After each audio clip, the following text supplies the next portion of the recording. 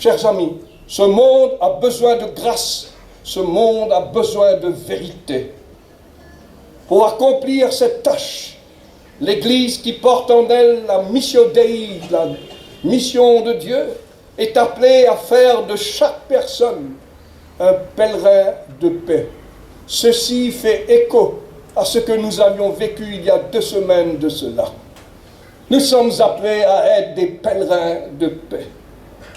Et au cours d'une manifestation pour la protection de notre environnement par les enfants aux États-Unis vendredi dernier, j'ai vu dans les infos à la télé des pancartes. You lie, I die. You lie, I die. Ceci m'a profondément interpellé. Malheureusement, beaucoup d'entre nous cultivent le mensonge et nous le constatons à tous les niveaux de la société, dans nos familles, dans le milieu social, politique et économique. Et ceci donne lieu à des situations d'exclusion, car par le mensonge, nous ne voulons que protéger nos propres intérêts et satisfaire notre appétit gourmand.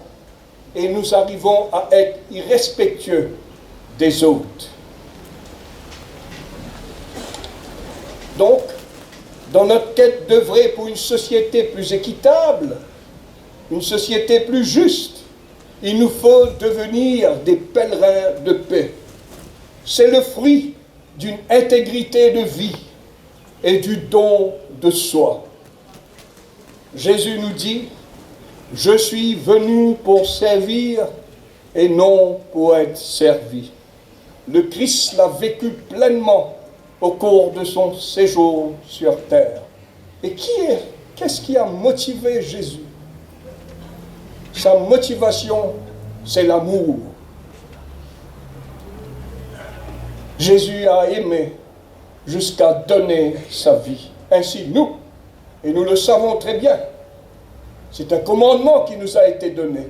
Aime Dieu de tout ton cœur, de toute ton âme, de toute ta force.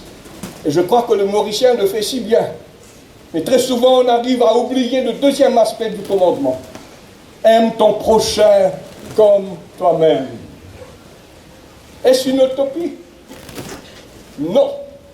Dieu nous confie cette tâche de nous aimer les uns les autres. Quand on vit d'amour, on est capable de changer les choses de manière radicale.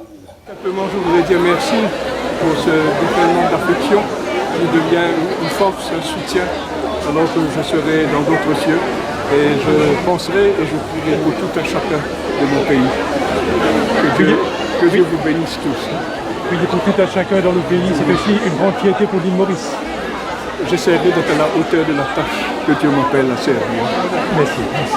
Non seulement de l'Église, mais l'île Maurice nous aide à la République au niveau international. Donc nous donner bien sûr tout le support, tout l'encouragement et nous dire mon Dieu avec lui dans sa nouvelle mission qu'il va l'accomplir à Rome.